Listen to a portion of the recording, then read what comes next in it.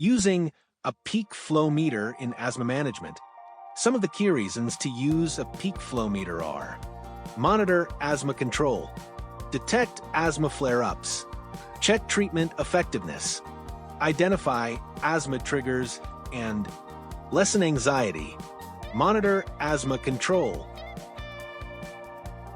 A peak flow meter is used at least twice a day, on awakening in the morning and before sleep at night, and on any occasion when one is experiencing shortness of breath.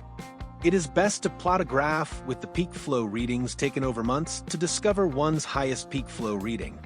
The highest peak flow reading taken during the period of asthma control is also known as the personal best peak flow.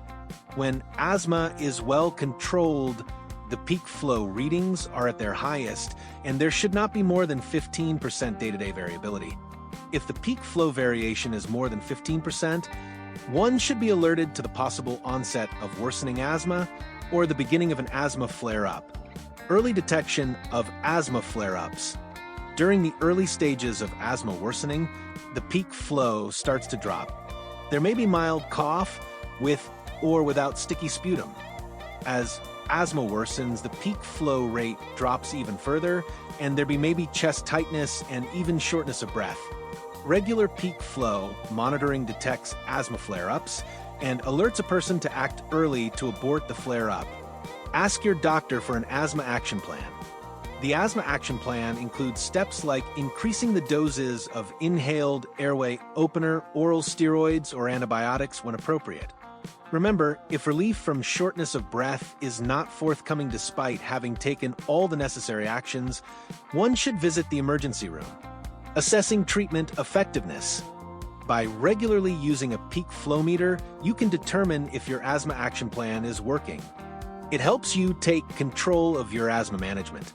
You will know when to increase medication when asthma is worsening, or to decrease medication when the asthma is well controlled over 2 to 3 months. The main idea is to have the minimum dose of medication to control asthma. Do not stop your medication completely without consulting your doctor. Identifying triggers. Regular monitoring can help you identify triggers for your asthma symptoms. If you observe a significant drop in peak flow readings after exposure to certain environments, activities, food, dogs, or cats, then consider occupational asthma. Exercise-induced asthma. Food or dander allergies. Lessen anxiety. Shortness of breath can be due to uncontrolled asthma, which leads to anxiety.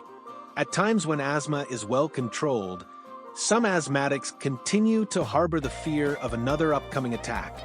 Peak flow monitoring provides objective evidence regarding the airway size, whether they are narrowed or normal. If the airways are open as measured with a peak flow meter, and the person still feels breathless, then the cause of the breathlessness can be due to other causes like anxiety, panic, gastritis, or some other ailments.